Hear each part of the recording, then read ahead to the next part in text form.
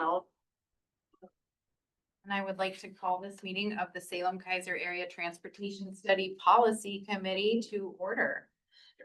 I need to get my agenda. I think. Guess it's probably. Okay. So our first item is the approval of the policy committee meeting minutes for the June 24th, 2025 meeting. I unfortunately was not here, so I should not make the motion, but any one of you can. I'll motion to approve. We have a motion. Do we have a second? I'll second. All right, motion and a second. Any discussion on the minutes before we vote? Okay, all in favor? Please say aye. Aye. Aye. Any opposed? Same sign? Okay, motion passes. I'd like to abstain for the minutes. I'm not present. Fair. I should likely have abstained as well. Thank you.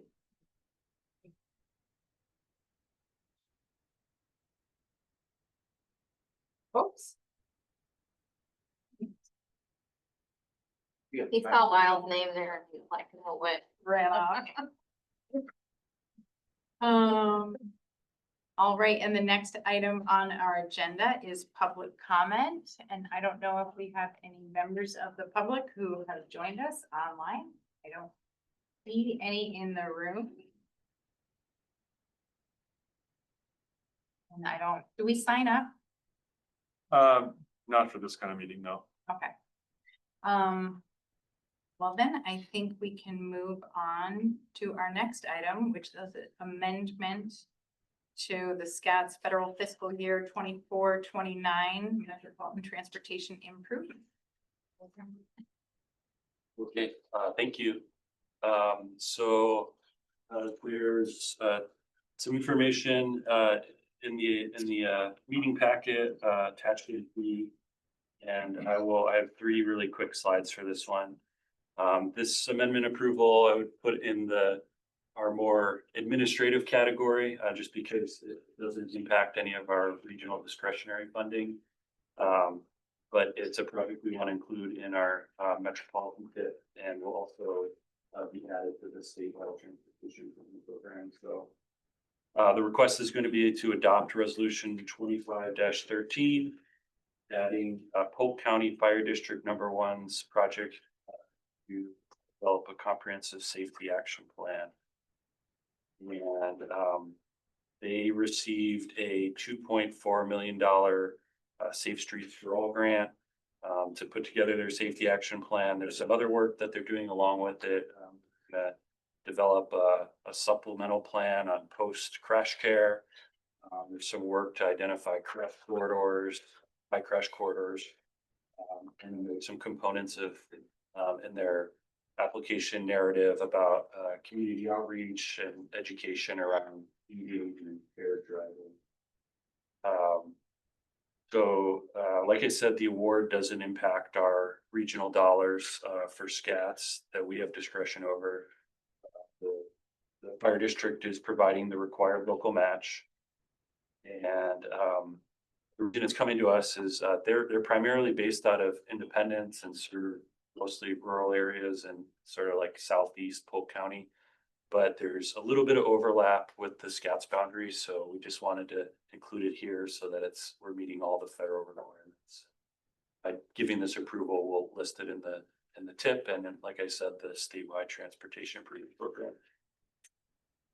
And then my last slide here is also included in the packet, and it's just the breakdown of project name, sponsor, what the amendment's doing, and then the breakdown of funding, which is again $2.4 million from the FHWA grant, and then $600,000 in match dollars. The only other thing to add is I had a couple questions, comments, email exchange with a West Salem resident about this, and they asked about where the match was coming from. They asked about the eligibility of the safety plan for the program. And then not including your packet because I had a couple more email exchanges with them since the packet went out. The member of the public was basically trying to figure out like, would this impact other projects that we're talking about funding in our next agenda item? And the answer is no, because this is a direct award from FHWA. So that's all I have on this one. And if there's any questions. Yeah, thank you. So it's federal funding? Yeah, it's a Safe Streets for All grant. And it's a planning grant, so So ODOT's administering this? I don't think they are. I think with the Safe Streets grants, I think they might be direct They can- FHWA. That's true, okay. thank you. correct. Yeah, I just City of Salem don't received. have that, okay. I didn't have it on my radar, so I was like.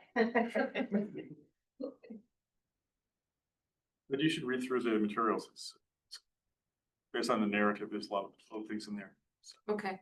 and maybe it's a point of curiosity more than anything. Why is the project name a comprehensive action plan, but then referred to as a comprehensive safety action plan throughout the, It should be a comprehensive safety action plan. I think probably when the STIP coordinator was entering it, they might have just wanted to shorten it.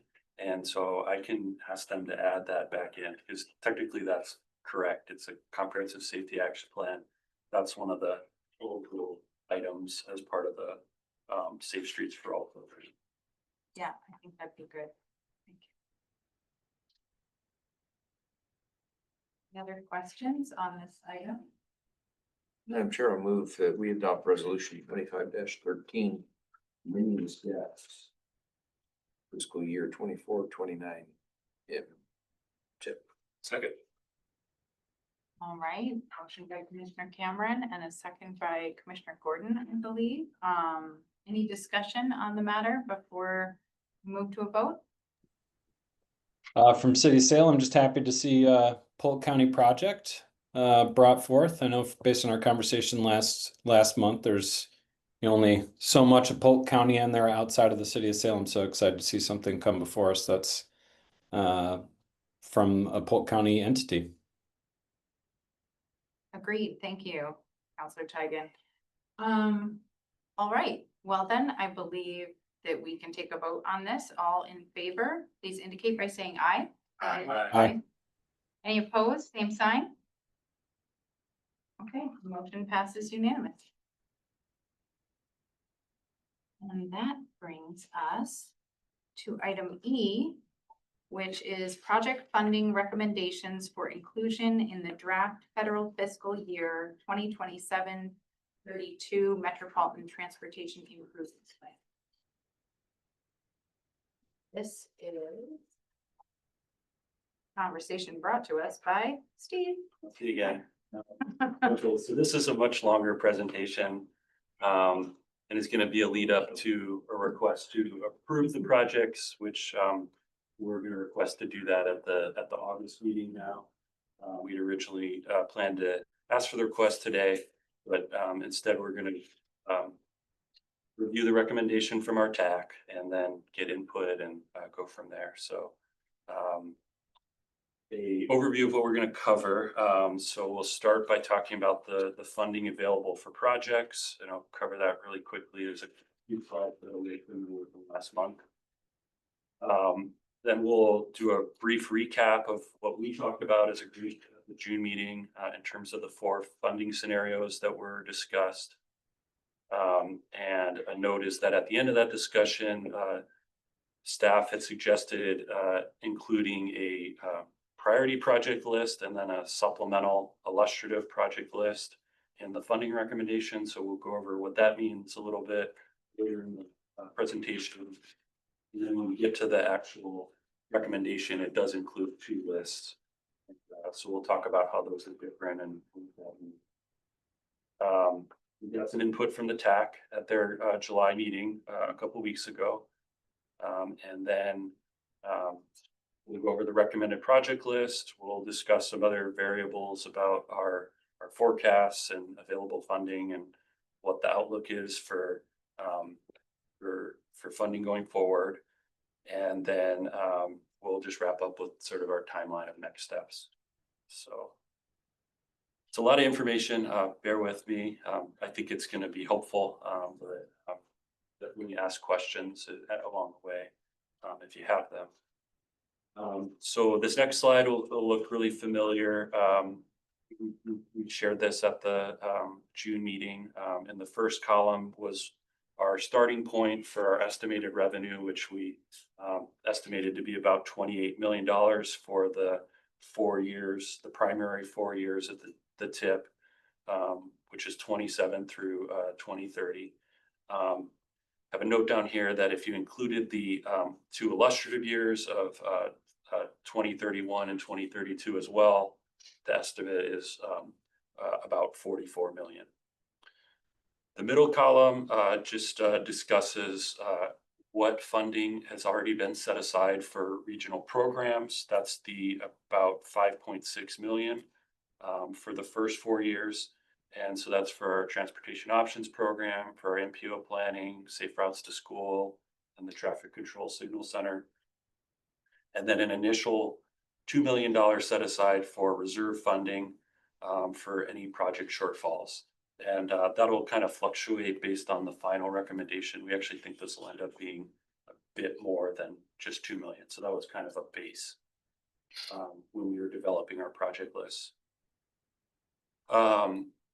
Based on those numbers, our targets when we were putting together scenarios and talking about next steps were to that we had about 20.3 million for the first 4 years and about 31.3 for the total 6 years. And like we've discussed in previous meetings, there were 15 applications for funding, and those were for about $59 million in requests for SKATS funding. Next slide is, as we discussed at the last meeting, there were 4 scenarios that were developed by the TAC. And so this is the first scenario that we went through as a group, and it was developed by sorting the projects by their qualitative score. And then we went through a process where we selected the Delaney Bridge project for funding first, because that has already had committed funding for it. And then basically we just selected a project from each jurisdiction with the highest qualitative score. And then we added a second project for Fisher Road in Salem and the paratransit vehicle replacement projects. So that was our initial scenario. The ones that are highlighted in green are going to show up in all 4 of these scenarios. So that's why they're highlighted. The next one we did was same process of scenario 1, but we just wanted to test a scenario that did not include the Wheatland project, the Wheatland Road multimodal project in Keizer. So in this scenario, we saw it left us a little bit more buffer in terms of funding available, but a similar project list here as well. The third one, the third scenario was same as, again, scenario 1, but without funding for the paratransit vehicles. And we added funding for the Orchard Heights project in Polk County that Salem submitted an application for. And the last one, we sort of just were a little more discerning on what was included in the list. We only selected the highest scoring project from each jurisdiction and added the Orchard Heights project in Salem as a second project in city of Salem. So those are the 4 that we spent time with last month. This is just a quick comparison of all the scenarios. So the green highlighted 5 projects were the ones that showed up in all 4 scenarios, and then there's 4 other projects that were included in at least 2 or 3 of the scenarios. Also included here is these are arranged by the average qualitative score, but we also have our consensus technical score here and our combined scores as well, just for reference. Okay, so just to get us more up to speed on what we talked about, kind of recap what we talked about in June. So the policy committee did not specifically endorse any of the scenarios. And generally agreed that the projects in green on the previous slide should be the prioritized projects with the yellow ones as some additional options. Some of the other points that were discussed were the location of the South Salem Transit Center and some of the co-benefits with the commercial street Wiltsey to Walm project, some of the sidewalk construction that's on the block right next to where the transit center is. We talked a little bit about paratransit vehicle life cycle as a group. We talked about determining if there's a way to include the Court and Hazel Green roundabout project through the first stage, which is preliminary engineering design. If there's a way to sort of pare that down and include that on the list, while leaving the right-of-way acquisition and the construction for unfunded at this time, at least to get that project started. The group discussed upcoming construction on the current project on Orchard Heights, which includes some sidewalk and curb and gutter improvements on the southwest side of the roadway, and how that relates to the proposal, the current proposal from Salem to do some work on the other side, adjacent to the park. We discussed other kind of general topics about completing projects, cost escalations, reserve funding, and then talked about the need for the TIP to be fiscally constrained. And then we also heard the priority of projects from Salem for their list of projects being the commercial street project first, followed by Fisher Road as the second priority, and then the Orchard Heights project as the third one.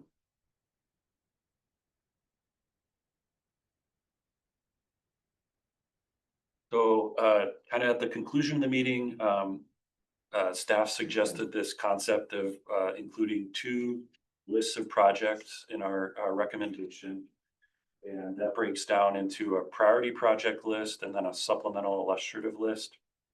And then basically the concept here is that you have the priority list, which would be the projects that formally move forward and are listed in the TIP and fully programmed with getting years and funding amounts listed in the TIP and the SIP. And then our supplemental list would be projects that are included in our financial plan. They would be noted in the TIP as sort of our next priorities, but they wouldn't be programmed to specific funding years. The idea is to kind of have these projects ready to amend into the TIP at a later time as we kind of know more about the funding picture of over the next years. And so the idea here was to leave flexibility, but also commit to a list of projects on the priority list that we know we're going to fund and are going to move forward. But we have that flexibility to add some additional projects as our work moves forward. So we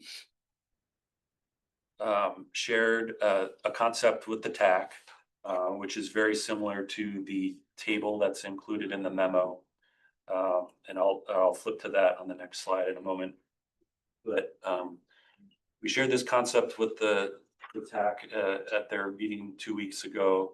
They basically made two changes, which were to substitute the Orchard Heights Road project onto the priority list, and then put the Fisher Road project onto the supplemental illustrative list. And then to add the preliminary engineering phase of the Wheatland Road project to the priority list. So once we did that, they recommended funding for the inclusion of those projects in the TIP. And that list looks like this slide. So the first column is that list of projects that would be programmed as part of the TIPS adoption, and we would move forward with specific funding years and determining what funding programs would go to those 7 projects on that list. The Wheatland one would be the preliminary engineering phase only. Then the middle list is that list of projects that are in our financial planning and sort of our next steps thinking, but wouldn't be listed in the TIP with program years and wouldn't be in the statewide TIP either. So those projects right now are the Fisher Road sidewalk infill project, the right-of-way phase and the construction phase of the Wheatland project, the paratransit replacement vehicles, and the Cordon roundabout preliminary engineering phase. And then the last column here is the projects that aren't included for recommended for funding at this time. So this slide breaks down the same information just a little bit differently, where all the green are the projects that are in the priority list. The yellow are the supplemental project list, how that breaks down, and then the bottom is the not funded list.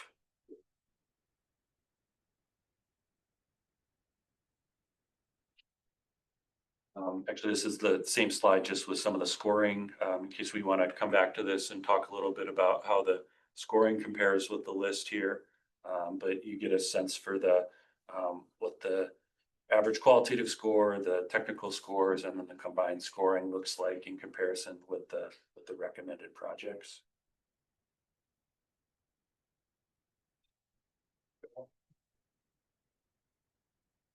Okay, so that sort of wraps up the discussion for now about the recommendation, or at least the projects that are in the recommendation.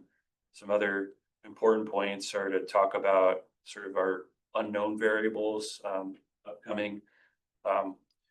So the first one is the federal surface transportation bill, which is set to expire at the end of September of next calendar year. At that point, Congress will either need to pass a new infrastructure bill or to have continuing resolutions that roughly fund things at the same levels. We don't really know what's going to happen at this point. And really all the funding that we're projecting out, we're looking at a 2027 through 2032 timeframe. All the funding that we're projecting falls into whatever comes next beyond the current IIJA. The next bullet is just pointing out that our air quality designation, right now SKATS is in air quality maintenance area, and we're in our second 10-year period of being a maintenance area that ends in 2029, and likely that SKATS will go into attainment at that time. That's important to point out because that could potentially affect our eligibility for CMAQ funding, which is specifically for regions, metropolitan areas that have air quality concerns. I think kind of my rough understanding is that we would continue to get those funding, but it's not as certain when you're not a maintenance area anymore. Could I just interject? Yep. That'll be probably more of a state decision than necessarily the feds telling us, because the current distribution of the CMAQ funds comes to the state, and then there's discussion of how that should be split up. We're using a formula now, but in 2029, who knows, they could change things. The groups could come change things. Sure. Just a question. Yeah, Yeah. go ahead, Commissioner. Can you dig down a little bit further on that? You said we're a maintenance area. What does that mean? And then there's a chance we're gonna go to another label. Yeah. Can you Yeah, I think break those down for us? maybe Ray might be Sure. So we're currently considered a limited maintenance area, so our air quality issues for carbon monoxide were not bad enough to be like Atlanta or Los Angeles. We were we met there was like one exceedance over multiple decades, and so we got classified that way. In sometime in the past, so 20 years from 2029, so it was 2009, DEQ wrote a limited maintenance plan that got accepted by EPA because our air quality had been below the standards for a sufficient long time that we could become a limited maintenance area, sorry. So we had our first, this is broken into 10-year plans. We just continued the plan over and it ends in March of 2029. But this means we don't do air quality modeling for projects for the TIP or the long range plan anymore. We do consultation with air quality agencies, but all that will end in 2029. Does that explain that? Well, it'll end, and then what's that mean? Also, then we're attainment, and we don't. Attainment's better or worse? Attainment's better, in the bizarre language, sorry. Okay, that's what I'm trying to do. I'm seeing these levels. Moving our way up. Yeah. Better. Maintenance, there's something worse than maintenance. Non-attainment. Non-attainment, oh, yeah. So we've attained meeting the standards, non-attainment is you don't. So. Until they change the standards. Okay, So that's currently, so in 29, if the standard doesn't change, we even do less of the quality. we'll do no air quality evaluations. Okay, so what do we need to do to get there? Maintain the course. So Commissioner, it has a air quality impact as far as, what we have to do to show that we're in attainment, et cetera. Yeah. It has a fiscal impact because the state gets a certain amount of money based on certain formulas that have been around for a long time. And then the state determines how that money is distributed based on lots of discussion that happened about 5 years. Mayor Clark was part of that for quite a while. It was quite a contentious discussion between different areas about Different metro areas. different metro areas. Sure. So like Portland became an attainment area, but they still wanted money despite being an attainment area. So there was quite a discussion. Central Lane and us, we're still a maintenance area. We wanted some of that money, so there was compromises made to share some of the money. I don't know what's gonna happen when we reach attainment. It could throw the whole thing up in the air and we might have to renegotiate how we're doing this. So Okay. it's about 1.7 million. I think. Just so I understand, so then when I see the mayor of Turner's truck smoking when he's driving down the street, that's gonna. That's just a cigar in between. Oh. You're still legal to do that. Without kids in your car. I don't smoke the other stuff in my. But we're currently getting 1.7 million a year CMAQ, so that's a good chunk of our like 8 million a year that we get in federal funds. So big question mark after that. Counselor Tigan. Yeah, I think I just wanted to ask in a more specific way. So if our air quality gets better, in theory, we get less money because we're getting that funding in order to improve our air quality. Prison population. Counselor, even Portland is still getting the majority of this money that comes to the state, even though they're in attainment. So it's a complicated answer that you can still be in attainment and you can still receive funds. Portland is receiving something like 16 or 18 million dollars a year. But without going into the details, it can be very complicated. So we just don't know if we're going to continue to get that 1.7 million or zero or something different. So we will reduce that state level discretion. Really, so that Portland doesn't hoover up all those funds. Is that what I'm hearing? well, we tried. Yeah. We'll just have to gear up for the next battle. Yeah. Conditions are the same.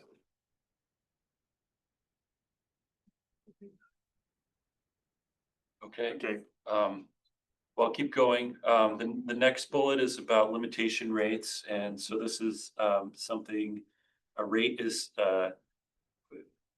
I might butcher this a little bit, but essentially we get an amount that's appropriated to us first, or apportioned to us first, and then we later get a limitation rate, which limits the amount of the funding that we've been told that we have that can be awarded for projects. So essentially what we can use. So that rate has typically been like in the low 90% range, but more recently I think this year it's 87%. And it's been going down typically at the back end of federal transportation bills, it's lower. So this bullet point is just to point out like that can have some impact on, are we getting 90% of the funding? Are we getting something in the mid or high 80s? And lower rates just mean less funding that we can award for projects. Obvious question, who sets the rate and how, what? I believe Congress sets the rate. No, I think it's federal highway Okay. does. It used to be based on how drained the highway trust fund, but now since a lot of the money doesn't come from the highway trust fund, so. So is that rate consistent throughout all, I mean, the 80 point? It's a statewide rate. Okay, great. Yeah. So we're not fighting Portland on this. No, No, no. busy. Okay. Thank you. Okay, so redistribution funding, is another, factor here. So, in the last 4 years, we've received around $4.3 million of, redistribution funding. And we're actually coming up on the time where we're gonna learn more if we're gonna get 2025 redistribution. We have an agreement with ODOT, between ODOT and the 3 largest MPOs in the state, where if we meet our obligation targets every year for projects, where we're moving transportation projects forward that we've committed to in a year, then we get a share of the overall redistribution from ODOT. And I think last year or 2 years ago, ODOT got about $80 million and we got about 1.1 million of that. We've been really good at meeting our obligation targets, so that's why we've gotten it. We've received redistribution since 2021. It does tend to fluctuate year to year. But also we want to point out that if there was a change in either the federal government or the state's practice, it could impact whether or how much of this funding we receive. So Should we say, we're not counting on it in our Yeah. forecasts? So if we get any in the future, we're considering it a bonus because we just don't know the status of that going forward. But this bullet point has been a reason why we've moved funding from one project to another, sacrificed a project to get another project done, right? To I would complete, put it bring that up the way. completion. No, I wouldn't put it that way. This is help fill in some of the holes. So when a project comes in and it's needing extra funds, No, but I mean, to qualify for this oh, no. redistribution, we have to show that we're making progress on our We projects. do have to show that we're obligating our projects on the year that we said we would. Yeah. So, And sometimes they cost more, so we've been moving money over to make sure those get done from other projects. It's different because obligation is, when you like, let's say, obligating a design phase, you're obligating it in 2025, that's done. Now, if you need more money for design, it doesn't have anything to do with your obligation. Okay, Yeah. So it's just when you've committed to the feds that you're gonna spend the money.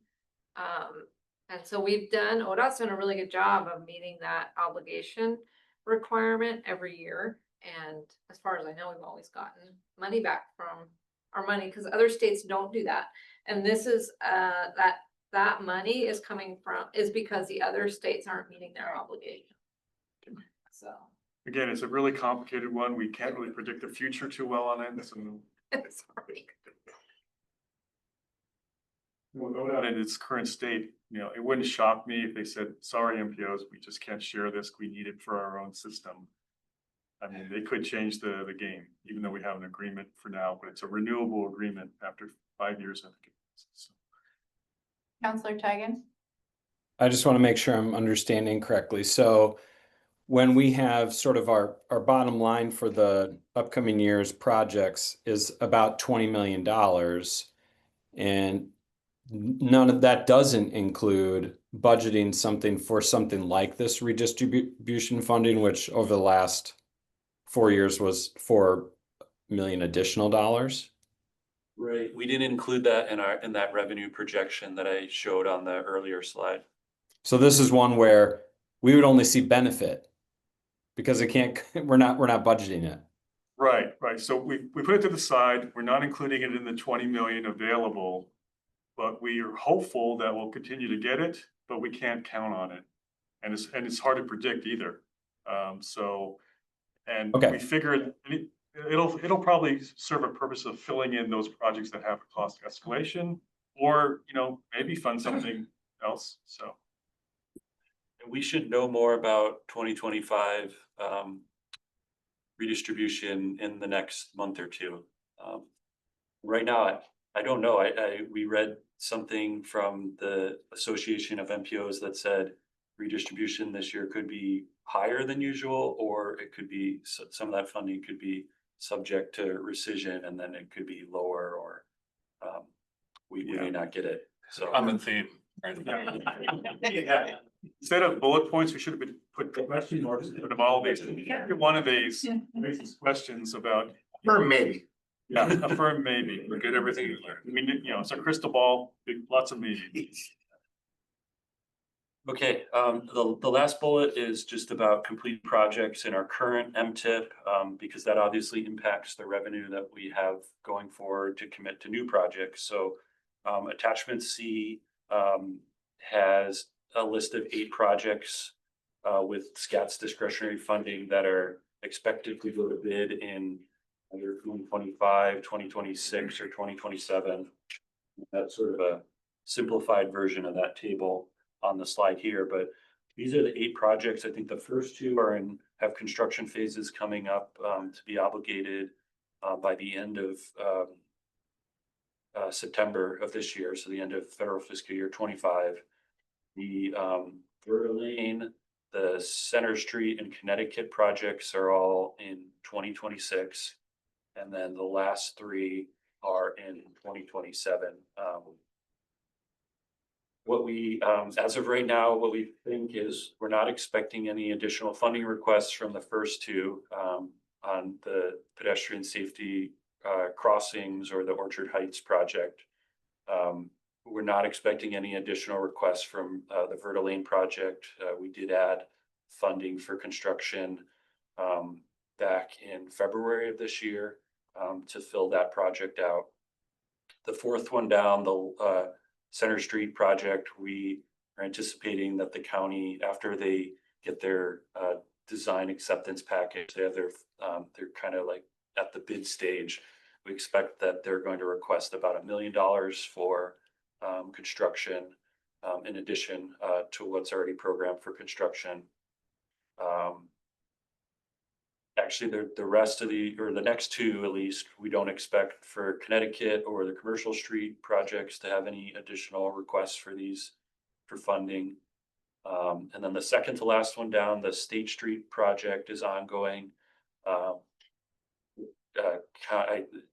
was talking with some of the engineering staff at Marion County earlier this month, and they might request that we move funding from construction into right of way because there's a gap in the right of way phase. If we do that, that could mean later they would request additional construction phase or construction funds for that project. And the last one, the Delaney Bridge project, that one, we have a new application in the MTIP funding recommendation, so that updates the numbers that they have currently programmed there. But this is I have a question. When, and maybe Lonnie, I see Lonnie's on, maybe, when is the Battle Creek Bridge supposed to go to construction? Not soon enough. My understanding, we were gonna obligate, it was 2028. Does that match with what I've confirmed that what we submitted for is still accurate, so I think that was 28. Okay. I just want to make sure our I-5 Kugler to Delaney Road project is done. Yeah. Okay, I hope we're coordinating. Yeah. Already- Well, and the roundabout coming down Battle Creek. It's starting construction. Yeah, so Yeah. it'll be done. Yeah, okay. Okay, great. Thank you. I think what we have tentatively right now is in 2028 might have been what was in the application. I think we have it for 2029 right now is sort of what we're thinking. So there should be time to Yeah. get all that work. Yep. Yeah, well, we should be out of there by then. And we'll make sure, I think we've already discussed that internally, the need to keep that, yeah, so, Okay. I'll repeat that. Thank you, Bonnie. thank you. We'll just cut Turner off outside world. Fine with me. Go right by my house, so. I know this is the Steve show, but I just want to say, we did this list to let you know that, while we're coordinating as much as we can, some of these bigger projects, especially let's say the Commercial Street and the State Street one, they're still a ways out, 27. And they're still in design, I wouldn't be shocked, I'd be surprised if they don't come back and ask for some other money for construction. State Street's already asking more money for design work. What that usually means is they take money out of the construction bucket and put it in design, and then they'll need that money back or more when they go to construction. So just put in your head, some of these projects are likely to ask for more money, especially those last two.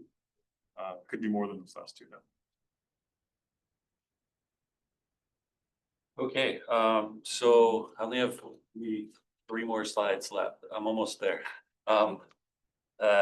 Where this approach puts us moving forward. So the recommendation that's outlined earlier is would leave between $4 and $5 million unprogrammed in that first 4 years, the 27 through 30 time period, and an additional 4 to 5 in the 31, 32 illustrative years. So that would be added to the 2 million in reserve that we mentioned earlier, and sort of build or form what we would have as our reserve unprogrammed funds. So we think that will be somewhere for the first 4 years only, about 6 to 7 million total in funding that would be unprogrammed and available for either those projects going to bid that we just looked at on the last slide that are already in our TIP, to cover things like lower than expected federal funding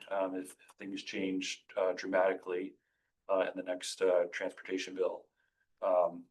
Any escalations in the priority project list, that list of 7 that we had on the earlier slide, or optimistically, the last bullet point here is to fund any projects that are on that supplemental illustrative list. So essentially what the approach or the recommendation that we're going to make is to going to allow SKATS and this policy committee to commit funding to the 7 priority projects in the 4 years of the draft TIP, include any phases on those projects that are going to be in 2020 or 2031 or 32 as needed based on construction timelines, and then add projects from the supplemental list at the appropriate time. And that could be a year from now, it could be 2 years from now, kind of waiting and seeing what the funding picture is more before we commit beyond that priority project list. To show the timeline, and then I could go back to the list of projects if that's where we want to focus. But in August, we're going to ask for preliminary decisions on the list of projects, both the priority project list and the supplemental illustrative list. The next month or two, we should get an update on 2025 redistribution funding. We'll work in the fall and the spring to develop the TIP document and the air quality conformity determination, and the formal adoption of the document, the full MTIP, will be in May of 2026. By July of 2026, that's when the Oregon Transportation Commission will likely adopt the statewide transportation improvement program.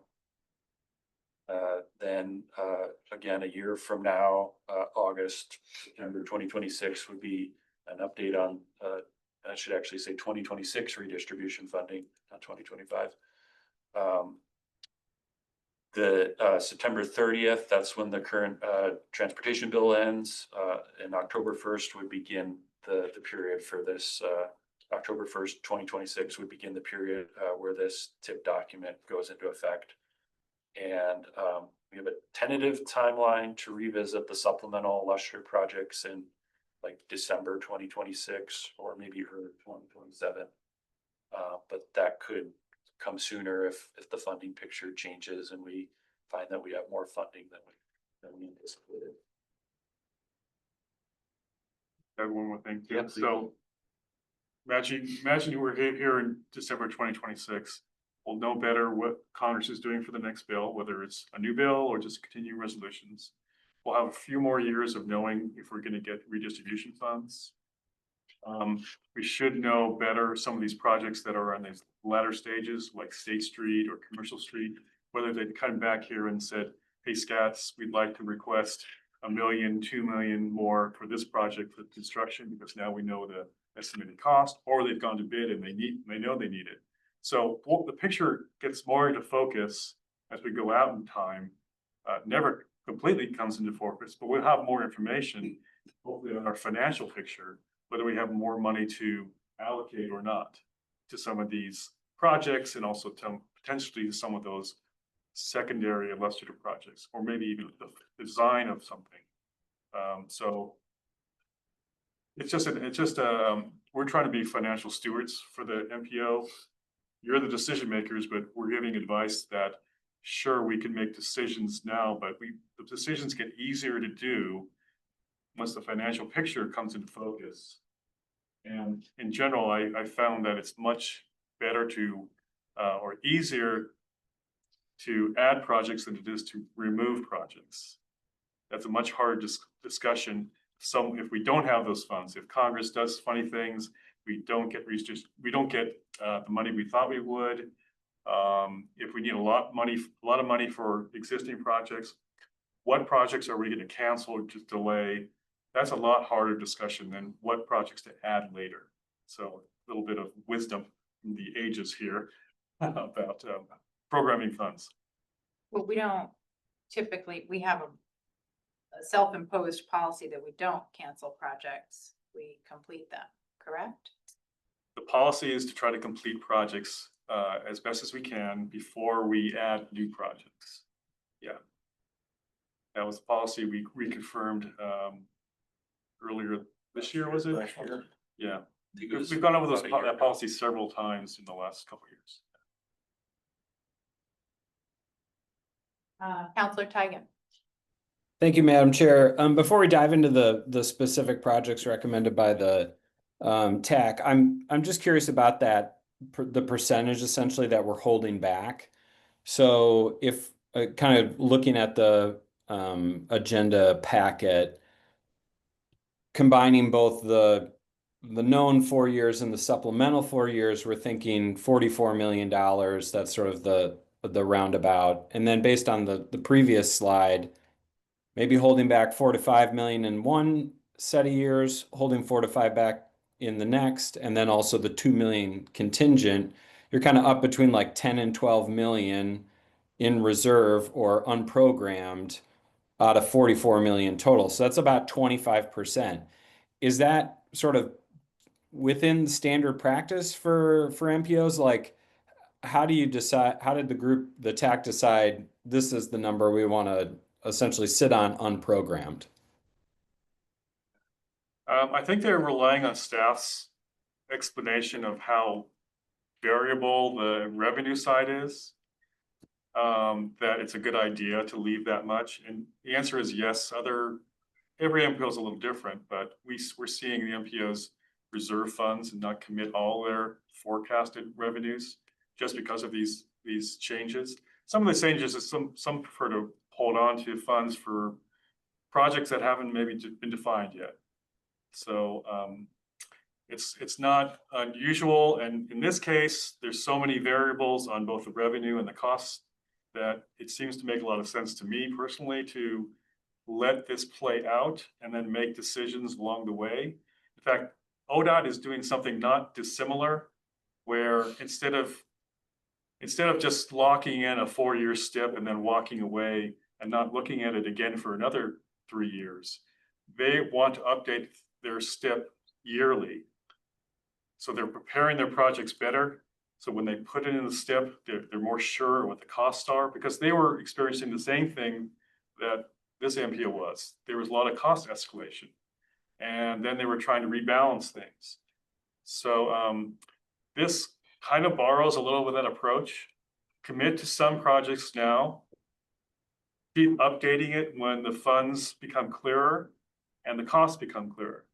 Because we have a lot of commitment to projects right now, and these are brand new projects, and we don't know how that's going to change. And again, I'll keep emphasizing it, but it's the revenue side especially that has the biggest unknown. Yeah. Very well, where we have to come up with a revenue forecast, we're required, but in this cycle, there's so many unknowns that it's just very challenging. Almost futile.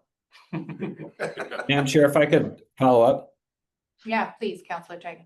I think the question I have, and this is genuinely like not a gotcha, it's totally new guy. So if one of the jurisdictions is awarded these funds, are they the stewards of the fund? So if Salem gets money to do the Orchard Heights Road project, that money's transferred to Salem and Salem manages that project? Or is it someone else does the work?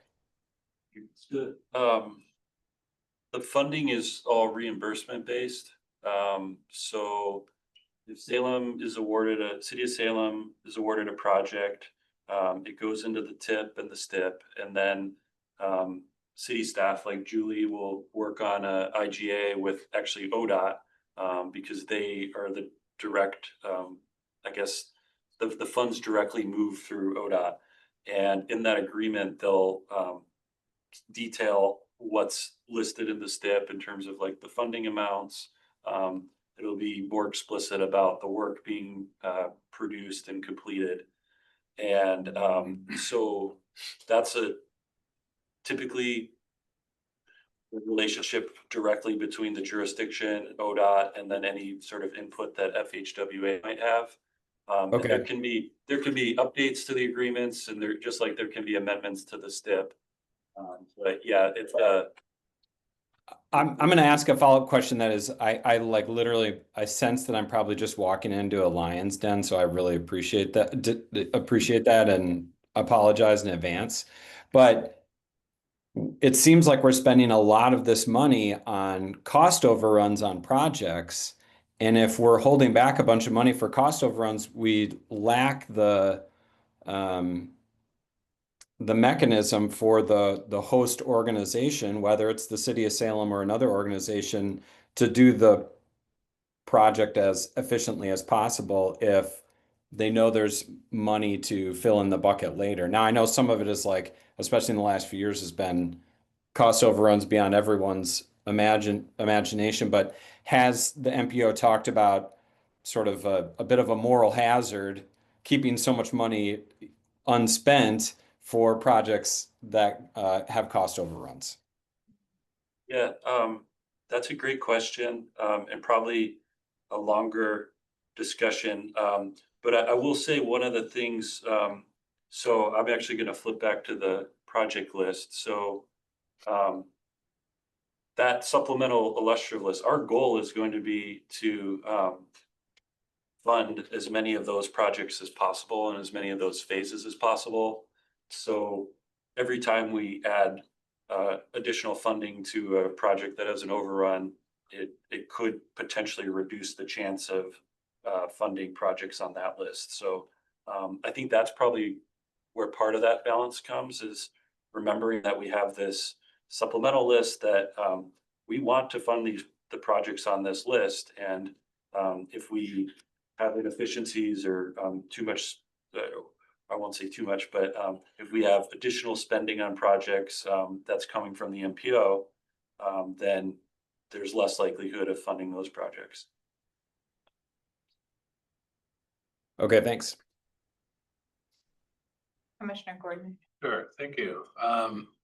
Counselor Tigan, I got you beat on the new guy. I'm not only new, but I'm just a flash in the pan, single meeting. So pardon my ignorance, I'm sure the brain trust will fill in any gaps. So kind of really on Paul's question, just curious why we wouldn't factor in more flexibility, budget in more flexibility on the cost side of the prioritized list. I know the bigger questions are on the revenue side, so there's nothing we can do there. Just curious if there's kind of a formula that you sort of cap on those budgets, projecting inflationary costs on projects going forward. And then a follow-up comment. Yeah, I think I understand the question. So, what we were doing, when there's the list of projects and there's the year that the project requests funding for each phase. So we were using a 3.5% inflation factor anytime that we move a phase back a year. There's inflation and there's other just random cost overruns. Is that? Maybe we talk about scoping, because Yeah. The locals submit the projects, they submit the costs, they are in their back offices with their designers are coming up with these very early cost estimates, right? It's not a rigorous cost estimate. It is like based on experience and length of the project, what's involved in it, but it's not a detailed one. And then there's some scoping review done by ODOT on a select number of these projects, the ones that have started floating up toward the top. Again, this is still pretty limited on the planning level. It's not like yet for preliminary design level. So that's the problem. You can't start designing. The locals want to be reimbursed for all the design work and don't want to design something that they won't get funded. So you're just taking a little bit at a time at the design and saying, here's what we think the project will cost. And then once you get into if it is kind of approved by the MPL, start designing it, and the costs will change over time. It's just you don't know how much. So Yeah, and I think of the 15 projects, I think it was either 5 or 6 of them that we sent to ODOT engineering delivery team who has experience delivering federal funded projects. And they said all except one, they thought the cost seemed reasonable at this time. That was the feedback we got on those projects, and it was. Which one was it? It was, they had questions about the construction phase of Wheatland, and thought that could potentially cost more than what's projected at this point. And so we know that, I guess we haven't fully determined, we haven't changed what was in their application yet, or anything like that, but, that's one of the projects that's one of the phases that is on the supplemental list, so we'll have to revisit that at some point. Just a couple of comments, Chair. I just wanted, sorry about that. No, go ahead, bro. Just I want to express appreciation to the tax conservative approach, especially when there'll be decision opportunities down the road for this committee to make adjustments, either adding supplemental projects, et cetera. And also just the preference, and this does not come as a surprise from Polk County, a preference for the geographic equity. I know it was mentioned that the Polk One Fire grant is technically a Polk County project. It really isn't a substantive project in regards to this committee. Really, the addition to the MTIP is just a formality, but really appreciate the inclusion of Orchard Heights. That project is a really neat project in a county, an area where growth rates it's like the 3rd highest in the state. So that's really appreciated, and just appreciate the regional equity approach of this committee and this MPO. So that's all I've got. Thanks. Yeah, that's what I was gonna say too. I think it's wise to be on the careful side, making a budget, but I'm very grateful our little project's included in here. And I have a lot of experience, as I was sharing with you earlier, building stuff and making budgets for stuff. And maybe I'm wildly optimistic by asking this. Have you ever had anything come in on time or under budget? And what's the frequency of that happening? ooh, for these major construction projects, Right. I know you start digging up. it's pretty rare.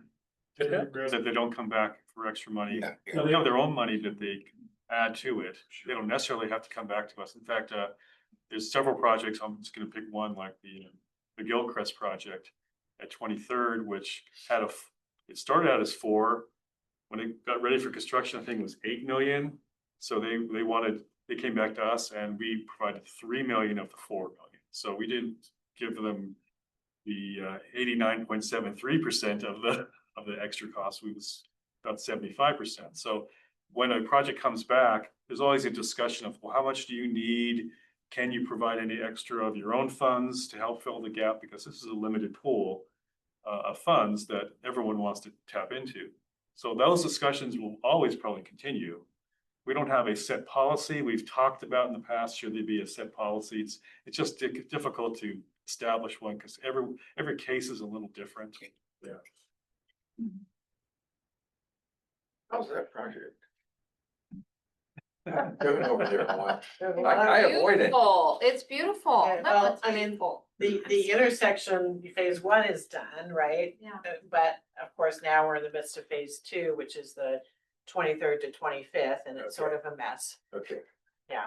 What's done is beautiful. okay. Not gonna go check it out yet. Yeah, and then when we're in design for phase 3, that's the other end, so it's gonna be a mess for a while. I have a question for staff about the scoping that we were just discussing. Is that captured in the consensus technical score in terms of our criteria? No, I'm trying to remember the timeline. So the scoping, I think we had done I think they were kind of happening at the same time. The tax scoring and the ODOT scoping review. So I don't think so. And I'm trying to remember, we did bring it back. We brought the results to the TAC either at the April or May meeting and had a discussion about it. But it wasn't something that we didn't have the information yet, essentially. Okay, can you remind the group what is included in the consensus technical and the qualitative scoring? Yeah, sure. So I'll start with the technical score. It's a 10-part criteria that's based on our long range plan, and it has they're all weighted equally except safety was given twice the weight as all the other factors on that list. Maybe I'll pull it up as I'm talking because I think I've saved it in my meeting folder. And then there we go. Qualitative scoring is sort of has more to do with readiness, things like project readiness, appropriateness of the solution, things that aren't really captured in the technical score. I have to reshare now. And the technical advisory committee are the ones that did the scoring. I think SKATS had one vote amongst the other members. So it was really your staff kind of evaluating each other's projects to come up with these numbers, especially, but on the technical one, it was the group getting around the table and collectively saying, oh, this gets a score of 1 or 2 or 0 on this criteria. So that's the approach we took, but it's only a starting point to kind of separate among the 15 projects, which one's going to flow toward the top. Yeah, so here's the list. So it's things like whether the project addresses safety or security, addresses traffic bottleneck along a corridor, improves transit operations or access to transit, reduction of a gap in a regional system, extending the life of the system through preservation or maintenance, improving movement of freight, increases to job access and employment centers, reduction of greenhouse gas or carbon monoxide emissions, benefits to low-income minority populations or neighborhoods, and improvements to hazard resilience. So that's the 10-part technical score, and then the qualitative score is each TAC member individually submitted their scores for these, and then we did an average of all the TAC scores in this case. And so they're looking at like suitability of the project, the schedule, realistic timeline, schedule, cost estimate, regional significance, urgency, level of planning, coordination, and then public support. So.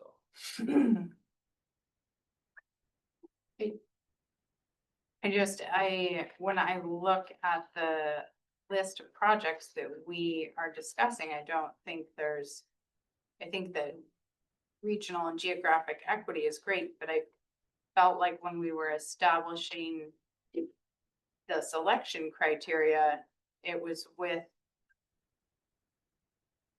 the purpose of, sort of ensuring the public that we were selecting upon those criteria. I mean, selection criteria just kind of lends itself to that. So Right.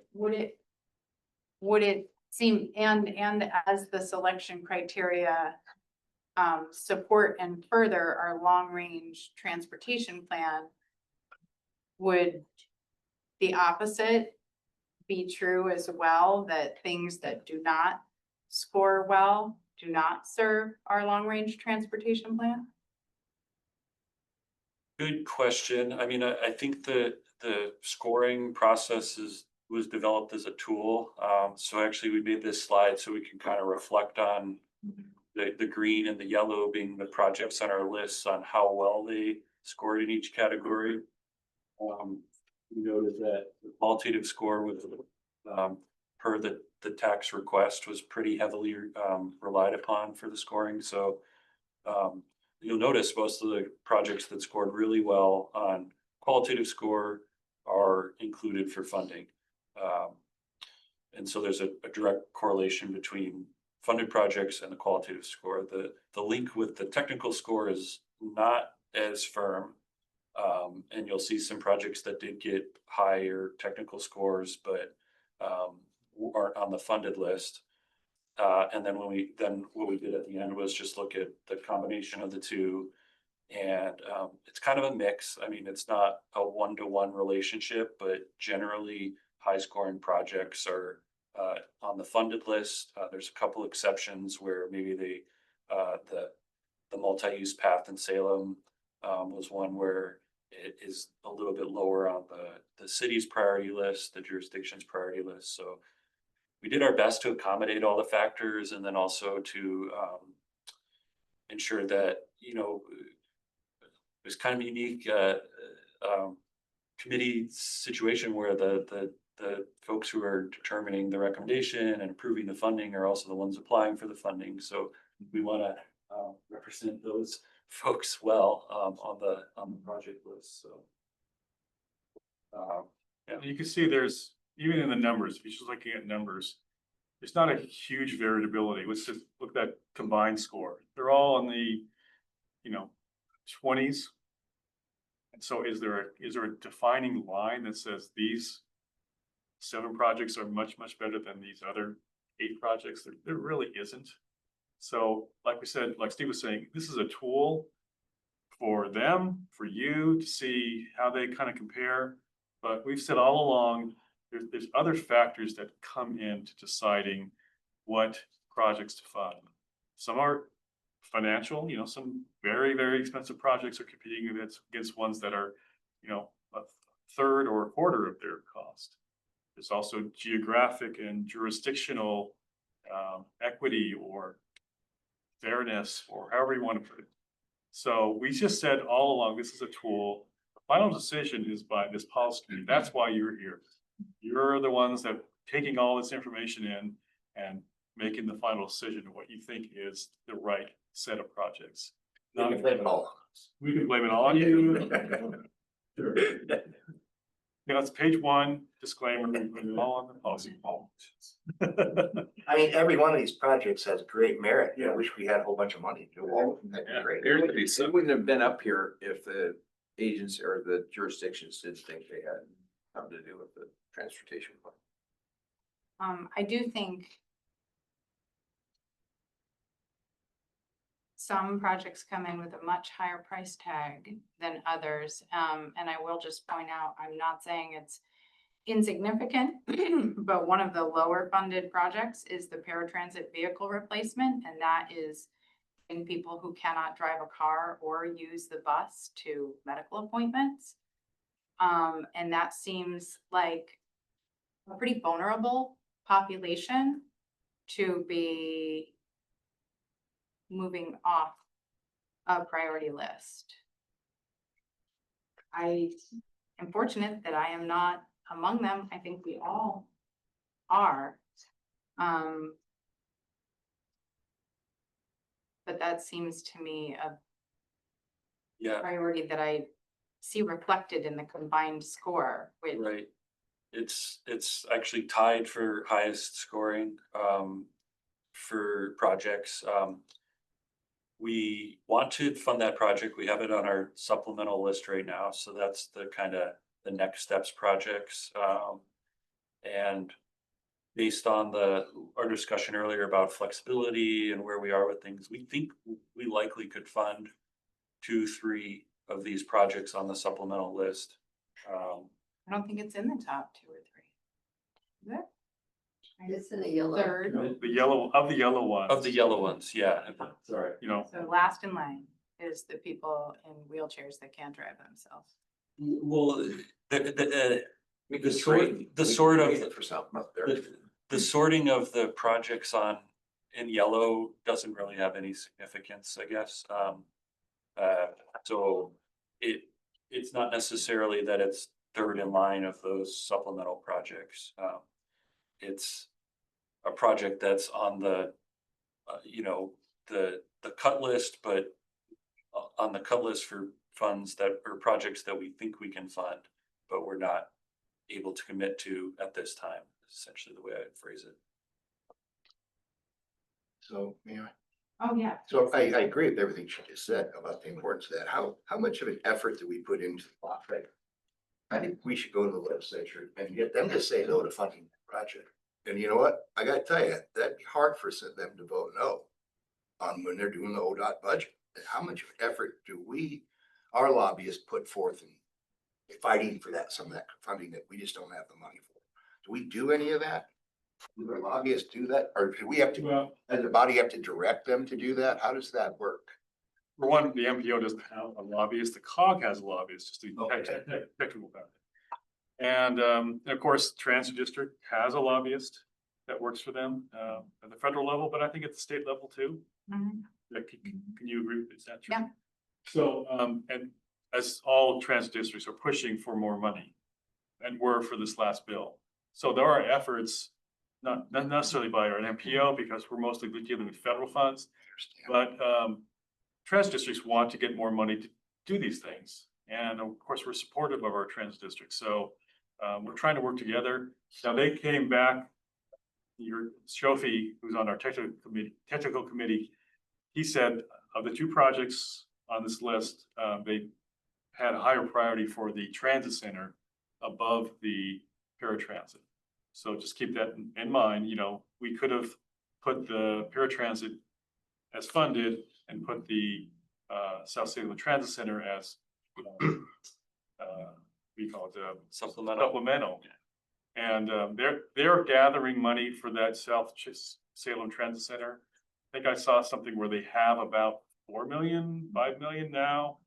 And they're working toward that. They're just getting their environmental clearances from the FTA. So they're making good progress. They still need a big chunk of money for construction. I'm not sure the exact amount, but it's a lot of money. I don't know if it's 10 million, it's 15 million, but there's still a lot of money to find for that. So they wanted that higher than the other one. So that's part of the choice making of this committee. Yes. And like Steve said, we're hopeful to move phases, or that's a whole project, into the tip if the financial picture shows that we can do it. There are other, and among all the other considerations that are happening with all the other projects, so. I agree with you, Sadie. To me, it's a very worthwhile project going to a specific group of people that, Well, and benefits. So it scored, I mean, it's tied for first, so it would seem that the high scoring applications took the selection criteria and the long range planning for our region into account. And in funding them, we have the assurance that we support those things. And when we have projects that don't have. a Which very one up there high would you score- take off? That's the tough one right there. Well, just looking at table 2, it seems like the technical score on the 11th Street sidewalk was an 8 versus a 14 for the paratransit and a 12.3 versus a 15.1. And then Thomasville doesn't get a project. And that's our kids This goes going to back to equity. school. And Yeah. our downtown that does not have ramps for ADA, which they're putting in for our people in wheelchairs and stuff to get to the Chariot bus. So it's the same type of project. It's not paying for the vehicles, but it's getting our disabled and our school children where they need to be as well. Like splitting the baby Mhm. is really what it is. It just gives the appearance that we may be choosing our own projects out of service to ourselves versus service to the community and population. That's the Well, we don't concern. even get a say in it, so, because we're not voted on yet. So Marion County's doing this one. It's their streets and stuff. But Madam Chair, if I may. children crossing streets going 35 miles an hour with no crosswalks or any. Counselor Tigan? Yeah, thank you. I think what I like about the list is it does reflect last month's conversation. We talked about how to break up some of these projects into a couple different parts. So we had a pretty good conversation about Cordon Road and Hazel Green Roundabout, if we could do the engineering versus the right of way and construction, and the same thing with the Wheatland Road multimodal project. And I think to Chair, your point about the paratransit vehicle replacements, I think 2.7 million is the budget for the entire fleet of vehicle replacements. I mean, I think we can, I don't know if happy is the right word, but satisfied that there are a fleet of vehicles providing this service right now. And perhaps there's a way to understand this particular project as being, maybe there's value in knowing what half of the vehicles costs as a way of, maybe being able to see it as a smaller puzzle piece that can fit into the full funding picture rather than seeing it as the full $2.7 million project. Maybe there's more likelihood that it would fit into a slightly less conservative conception of what we spend in the first 4 years, as opposed to putting the whole bucket of paratransit vehicle replacements into the maybe colored yellow section. And that's feedback for the staff and the TAC. Maybe they bring that back to us as part of the decision-making portfolio at the next month. Yeah, that's helpful. And we do have in the application, there's included a breakdown cost per vehicle. So we can have that conversation with transit staff and with the TAC to see if maybe that's split into 2 parts where the some funding is in the green list for priority funding, and then the remainder stays on the supplemental list in yellow. Counselor Jaren? Do we see funding from the transit payroll tax that's increasing? None of that comes through here. So they're gonna get $35 million increase over the next 4 years, right? Is that coming starting in January? Is that the? I think that is the hope. That's for operations, yeah. So they get a whole separate, transit gets a whole separate fund. So, right But it's only for operations. It's not for capital improvements. We can't use it to. 5 buses. And there's a lot of funding mechanisms available to, and they're different for a transit agency, you know, a city, a county. There's a lot of different funding mechanisms that can be used all around for transportation. What gets listed in our TIP is federally funded projects, and then any match dollars, and then the only other exception would be like a regionally significant project if there's a big enough project that's not federally funded but is considered regionally significant. So that's state, and this is, we're talking federal, that comes through here, is that? Yeah. So the TIP is the required listing of federally funded projects. Yeah. Now, if ODOT did a big project here, but it was all state funded, we would put it in our. Yeah. In our. If they were doing the Center Street Bridge project with only state funding, we would include it still. Well, Just a quick, pardon me, Mayor. Is there a reason that the funding amounts that I'm seeing on the screen right now don't match table 2? Probably. So the purple numbers are lowered because, well, they're split. So the Wheatland project is preliminary engineering.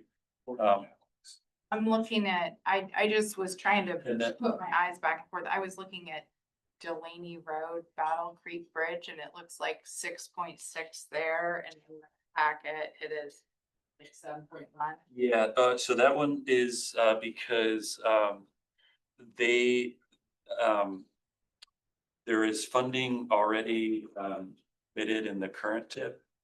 And it's like around $400,000. So that table 2 is an earlier iteration where I didn't take that out, and I later took that out as this is the recommendation at this point. So. And I apologize to the group. I have been absent for 2 meetings due to personal reasons, so I have not been following the conversation as closely as I would have liked.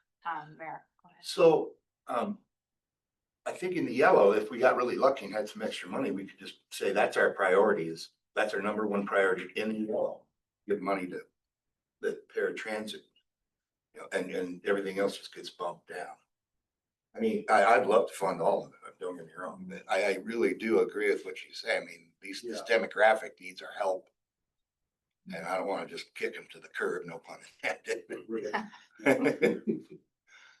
It's a hard one. It's really hard.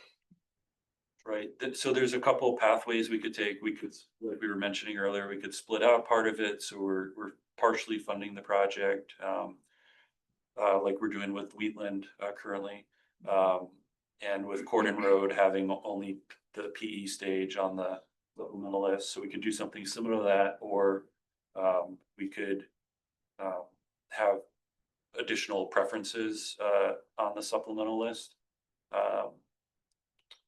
But yeah, we could talk with the TAC a little bit more about what makes sense. And even if we split it, this is hypothetical, and we talk to them and amongst us, but let's say we split it down to half, like we fund 5 buses. Yeah, we could say for now, or when you this next month, say, okay, here's the money for 5 buses. Here it is in August of 2025. We're saying 5 buses. Then we see how things flesh out. I've been saying all meeting with the redistribution funds, whether we get some other money back, and who knows, maybe in end of 2026, we realize, we have enough funds to fund the other 5 buses. Let's amend the TIP and do that. They wanted the purchase in 2017, I think is what they asked. 2027. Oh, sorry. My staff said, I do this all the time, my staff. I'm a decade behind times. 2027. So by the time 2027 rolls around, we probably have a pretty good idea of where we're standing, and maybe we could say, yeah, you get all the money for, the 10 buses. So just saying hypothetically, those things can happen. It's just a matter of cash flow and recognizing the risks of doing things at certain times. So. Yeah, it isn't the entire fleet. I'm very confident that. Well, the entire risk, Yeah. the entire request. I think the total paratransit fleet is something like 27 vehicles, and so this is a request to replace 10 of them. Yeah. Or up to They're 10. beyond. Feel like you have to- Correct. Have them, they're just running into their use of service life. And I think a number of these were due for replacement like 5-6 years ago, so this is sort of Hard work. not catching up, but making progress towards the. Staff. Um. Okay, what are our next steps, Steve? Well, we have feedback from you all. I think I've heard general comfort with the lists here. We can come back with some updates to this list, but generally heard comfort from the group. We can revisit the paratransit project with the TAC. And then the idea would be to come back with the request for moving these forward, approving the list in August. So we don't have any decision that we need to make today, but this is really helpful feedback. Yeah, so August is gonna be this time next month, time for you to hopefully put your stamp of approval on a list that goes into the draft. And then Steve works on doing all the financial constraint and other documentation about the projects. And we do public outreach, and the rest of my staff does their air quality conformity and public outreach, public engagement, and comments. And then the goal is to adopt it in May of 2026. And you can make changes, I guess, even up to then, but then we might have to backtrack. So we don't like it as staff, but it's possible. And like I said, anyone who's been around this table know that we make amendments to this document fairly often for various reasons. So it's not the end all, it's the starting point of these next 4 years. And we still have a couple of years to finish. We have 26 to finish, obviously. So. Okay. Counselor Tigan. Yeah, sorry, I had to jump away from the screen there for a second. I just wanted to hear from members of the TAC on the decision to deprioritize the Fisher Road project and prioritize Orchard Heights. Minutes noted, your presentation noted that within the city of Salem, our preference, it's been vetted through our policymakers, is to prioritize Fisher Road, and appreciate Commissioner Gordon and the idea of regional equity, I suppose. But within the city itself, our priority is that the funding would go towards Northeast Salem and have the West Salem project be in the supplemental, if that's what it's going to be called. So I'm just kind of wondering how that we didn't really see much within your presentation about what the nature of the conversation was at the TAC to swap those two projects. Okay, yeah, so when we had the discussion with the TAC, we did have the Fisher Road, we had those two swapped. And we did not have the preliminary engineering stage of the Wheatland project on the priority list at that time. We spent, I would say, more of the time with that TAC, we spent more of the time talking about Wheatland and the need to prioritize some funding in Keizer.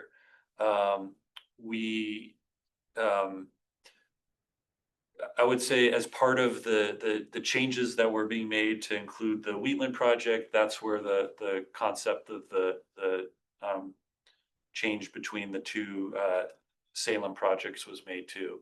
And part of that was to reflect the priorities of Polk County. We can have more discussion about that if this is something that City of Salem is the delivering the project, so we can, I don't know if the best approach is to ask the TAC for more, or if we need to. Yeah, this is a hard one because, you know, they're cost-wise, they're not that different. They're both in the $3 million range, right? And they're both within the city of Salem.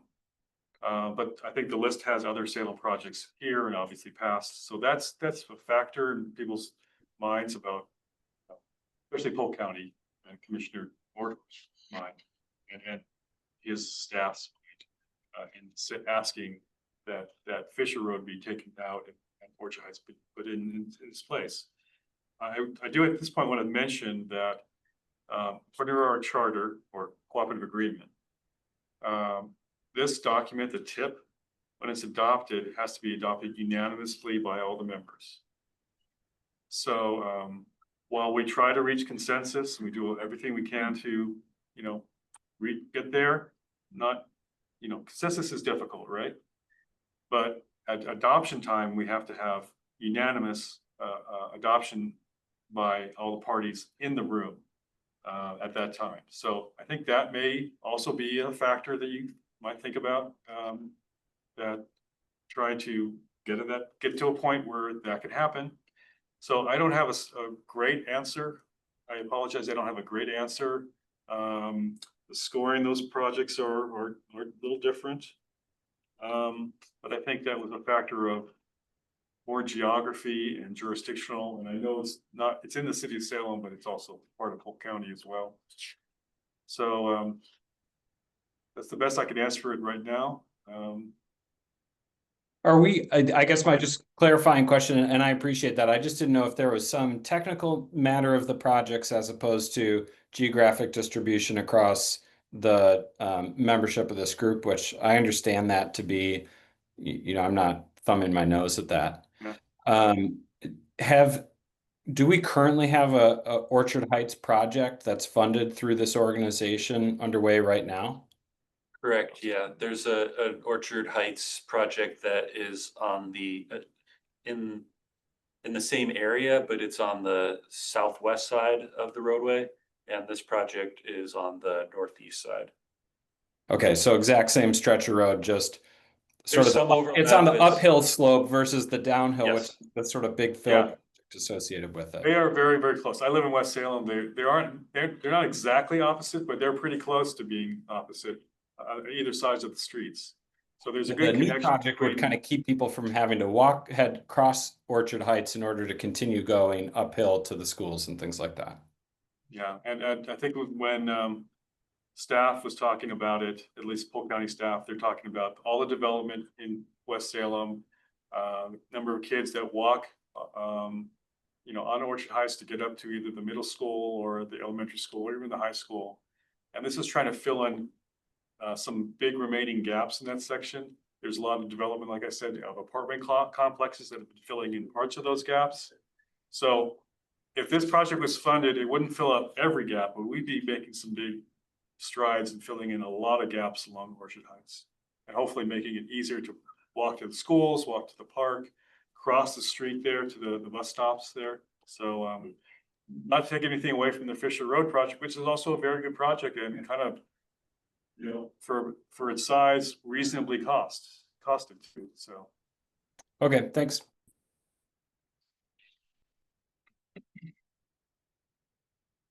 Okay, are we ready to move on? So, I'm getting to, oh my gosh. Something not tip related. One of my favorite topics, public engagement plan for the public. Okay. Public engagement plan for the public participation plans update. That's right. There's, in fact, in my little paragraph description, it's showing that the update. It's the update for the public participation plan entails it's also public participation. Seems a little meta, but that's just included in here, a short update. It sort of kicked off the update of this plan. The public participation plan is a required document for the NPO, and it serves as a structure for how we will conduct outreach when it comes to the TIP and the long range plan and feedback into the organization. We have just recently, as you know, have undergone our quadrennial review in which they reviewed the public participation plan as it currently is. And there are no defects or faults with it, but they had a number of recommendations, which is what staff and mostly me is focusing on, taking into some of the recommendations for that. So this is a quick summary of the potential, what we'll be doing and the draft timeline for where we are for the rest of this calendar year. And I had another thought. I was so absorbed in TIP projects that I forgot what I was gonna say something about.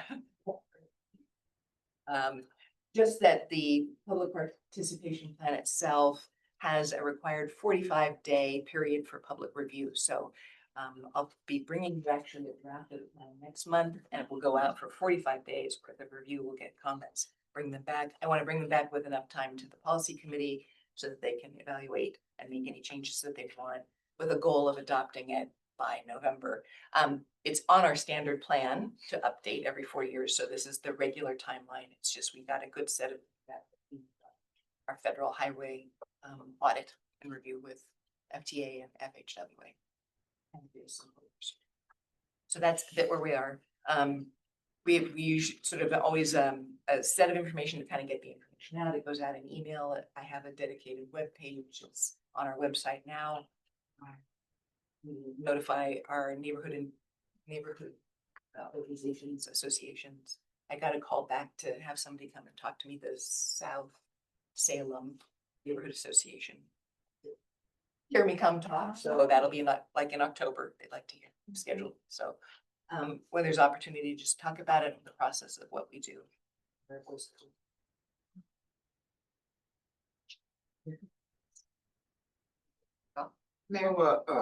In your experience, when you get feedback, is it the same people all the time, or you get a stronger?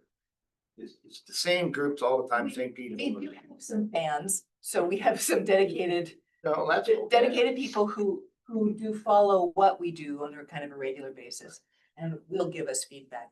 But it's, you know, one of the things that we're always trying to do is get another vehicle for getting the word out. And that will give us a sort of a distributed set of, you know, if I met neighborhood associations, we kind of hear a different set of feedback. Or we will always do a physical mailer, we mail out, and sometimes that just triggers people because they've gotten a postcard and it's like they scan the QR code or they'll give us back information or they'll call. So always trying to broaden the base, but we do have a fairly regular base of people who are listening to what we do and following, and so they're familiar, I think, with this, the role of the MPO as well, so that they know things. It's a challenge Yeah. to get people to engage in the public the public to participate in a document that's gonna be about public participation. Yes. Itself is like sort of, you know, fundamental, but also like very preliminary in actually getting to any realized outcome that they can see. It's a I will say in general, people respond to the tip because Yeah. it's tangible, it's short term. We're hearing about projects, they have an opinion.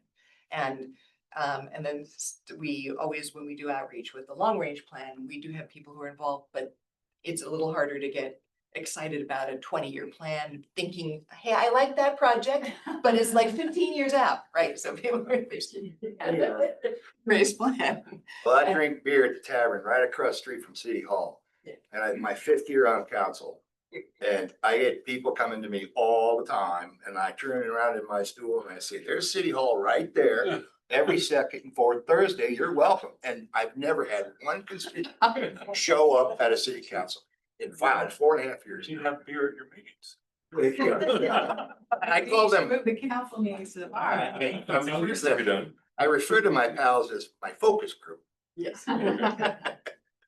Yeah, getting people to get out there and actually comment and even comment, let alone participate is real much. And we try very much to dovetail on to, you know, we're always pestering the city. So the city's got an event, or we share our information through their newsletter that goes to a larger audience. City of Keizer is actually always graciously, like, forward my stuff to your recorder that goes out in their little blurbs. Yeah, they do we have a great staff. And It's all that great leadership. Yes. So we find that's very helpful. And we always gotta have our phone numbers and emails, of course, because even if it means helping to discern, somebody calling up saying, can you fix my sidewalk in front of my house? Happy to take the email or the call. Either give them a way to call Julie, no, to kind of address that and or, where I'll take their comments and feed them back to the policy committee. Can I just ask a quick question about availability of any of this information in Spanish? We have a significant Spanish speaking population in our metropolitan planning area. And I wonder how they can access this process. So at least my emails that have gone out saying we're kicking off the plan are in English and Spanish. Oh, that's great. So, and that it's on my website, that we're kicking off and what that is. The plan itself, we don't generally translate the plan in Right. Spanish. Our website's translatable. I mean, there's a translation widget always on our website in general. Yeah. And then, The brochures. and our brochures are, we have bilingual brochures. We have 2 sets of brochures in English and Spanish. All of our, Is the plan a PDF though? Would it translate a PDF? yeah. Does it translate a PDF? Translated. Some are readable. Yeah. It depends on the PDF.